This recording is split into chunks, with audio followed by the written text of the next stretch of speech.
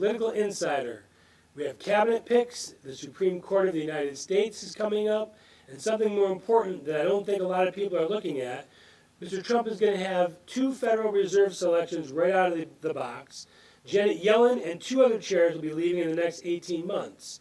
The Democrats are in total denial and disarray and apparently haven't learned much from their recent electoral drubbing, putting Nancy Pelosi back in charge, promoting anti-Semite Congressman Keith Ellison as chair of the D.N.C., and now crazy Uncle Joe is muttering about 2020. Maury, we'll get to the Democrats' disarray in a moment, but Trump's picks, no one's really talking about the Federal Reserve. They're all talking about the cabinet, Secretary of State, Supreme Court. Supreme but Court I think especially. One of the big ones is he's going to have 5 of the 7 Federal Reserve chairs that he's going to be able to pick in the next 24 months. That is true, but monetary policy that's going to affect. but you see, the Supreme Court is extremely critical. You know, nobody's talking about it now because, thank God, with Trump in there now, you know, you're not going to get a negative Supreme Court. What's good for the United States.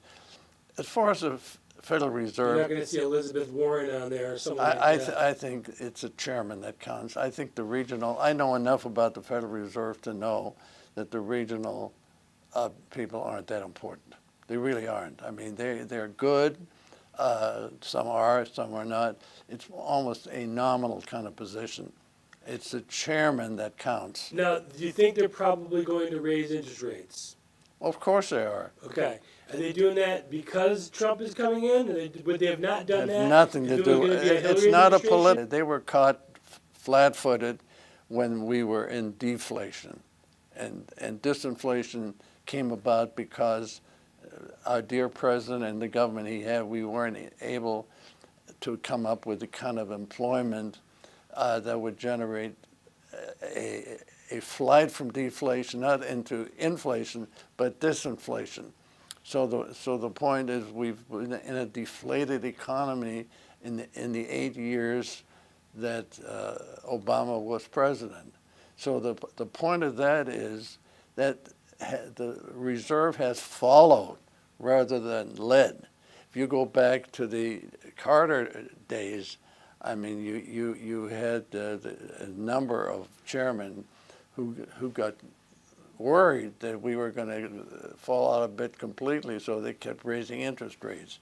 You know, there's only been one interest rate raise in the last 2 years. Which has been good for borrowers, hasn't been great for savers. Well, the Federal Reserve is supposed to be, through their way of looking at things, to say, okay, the federal funds rate is a base for all other rates, okay? So that's why the Fed is so important. But I still think the governors have their meetings, and the governor of the District of Chicago or New York or Florida or wherever they're from, it's not that important that we have the ability to have a president pick those people. The ability to pick the chairman is really the key. Well, and he's going to have that. He is, yes. Yellen is up in what, August or summer of 2017? Yeah, that's correct. So he'll be able to pick the chairman. And he'll pick a business person, not just a political lackey, I would think. Oh, I think he'll do what he does in all cases. He's going to use his genius as being not only a businessman, but a leader and a thinker.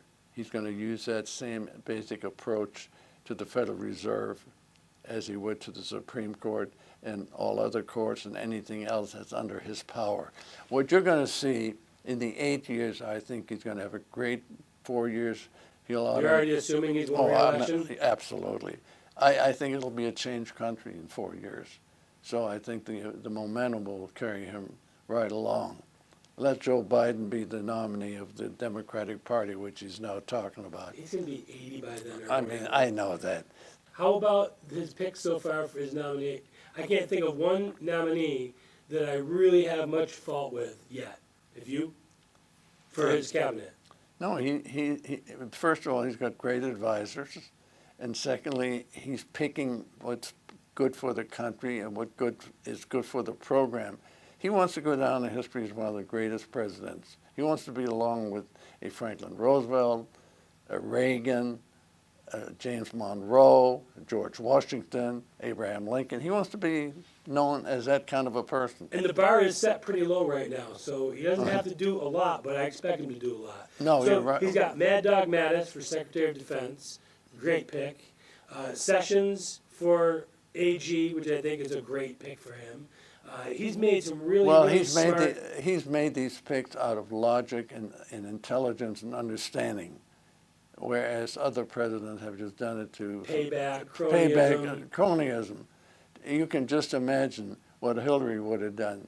She's so much in the pocket of she'd have probably gotten the Saudi Arabian in there somehow with all the money that they've paid her. Yeah, John Podesta would have been the Secretary of State. George Soros would have been right there. I don't even, it's like a bad dream. You wake up from a nightmare and you thank God that you just had a dream rather than reality. And Supreme Court, he's going to have one for sure, which should go fairly... The Scalia chair, yeah. The Scalia, yeah. And he's also going to have probably, I would think, 2, if not 3 or 4 in the first 4 years. Oh, yeah. He'll have they're aging very quickly, and they're all liberals.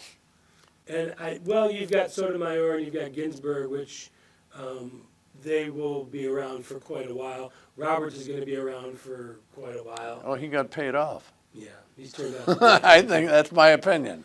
Ruth Bader Ginsburg, I don't think he necessarily got paid off money. They had something on the guy. Any guy that would, when Obamacare was up for analysis, and suddenly, Kennedy, who was a very fine. I've met this gentleman. I think he goes both ways. I mean, he's not really a liberal or conservative. A very good thinker. Justice Kennedy. And Justice Kennedy. Justice Kennedy. He was trying to convince Roberts, please vote with me. I've decided to vote against the Obamacare program. And he's no, and he wrote the decision, which made it sound like he was echoing Obama's demand. And guess where he went from there? To Malta. The day that it happened. He flatlined it out of the country. Nobody knows where Malta is, for God's sake. Even the German bombers who were bombing it to smithereens were having trouble finding it. And by the way, I meant Kagan and Sotomayor. I said Ginsburg, but yeah, it's okay. A little slip up.